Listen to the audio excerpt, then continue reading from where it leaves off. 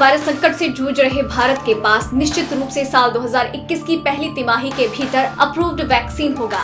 साथ ही पैमाने के हिसाब से पुणे स्थित दुनिया का सबसे बड़ा वैक्सीन निर्माता सीरम इंस्टीट्यूट ऑफ इंडिया अपनी पहली वैक्सीन वितरित करने की स्थिति में होगा। यह जानकारी एक शीर्ष वॉल स्ट्रीट रिसर्च और ब्रोकरेज फर्म बर्नस्टीन रिसर्च की गुरुवार की रिपोर्ट से मिली। बर्नस्टीन की रिपोर्ट के अनुसार वैश्विक रूप से 4 उम्मीदवार ऐसे हैं जो वर्तमान 2020 के अंत या 2021 की शुरुआत तक वैक्सीन के अप्रूवल के करीब हैं।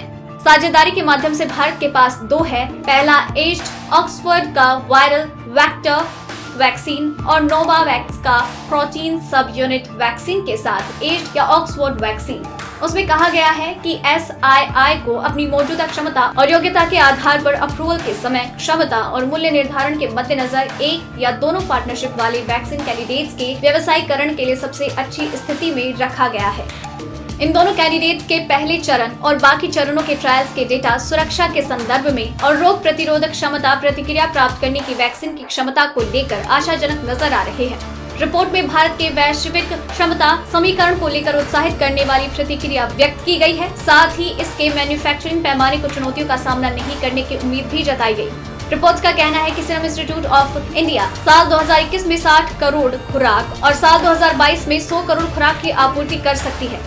वहीं गावी द वैक्सीन अलायंस और निम्न और मध्यम आय बाजारों के लिए कंपनी की प्रतिबद्धता के मद्देनजर भारत में साल 2021 में इन खुराकों में 40 से 50 करोड़ खुराक उपलब्ध होना चाहिए। रिपोर्ट का अनुमान है कि सरकारी और निजी बाजार में वैक्सीन की मात्रा 55:45 हो जाएगी। रिपोर्ट में आगे कहा गया है, हमारा मानना है कि इन क्षमताओं तक सरकारी चैनल्स की पहुँच पहले ही होगी, लेकिन साथ ही ये भी विश्वास है कि इसके लिए बड़ा निजी बाजार भी होगा।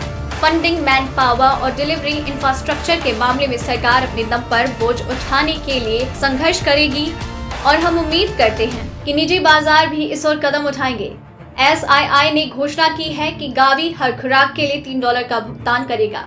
बर्नस्टीन की रिपोर्ट में कहा गया है कि अनुमान के तौर पर सरकार के लिए प्रति खुराक खरीद मूल्य $3 और उपभोक्ताओं के लिए प्रति खुराक मूल्य $6 होने की संभावना है।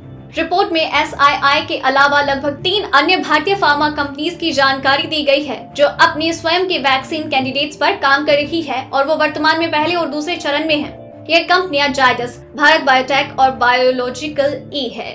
SII, भारत बायोटेक, बायोलॉजिकल ई और कुछ छोटी कंपनियों को मिलाकर भारत हर साल विभिन्न वैक्सीन की करीब 230 करोड़ खुराक का उत्पादन करता है।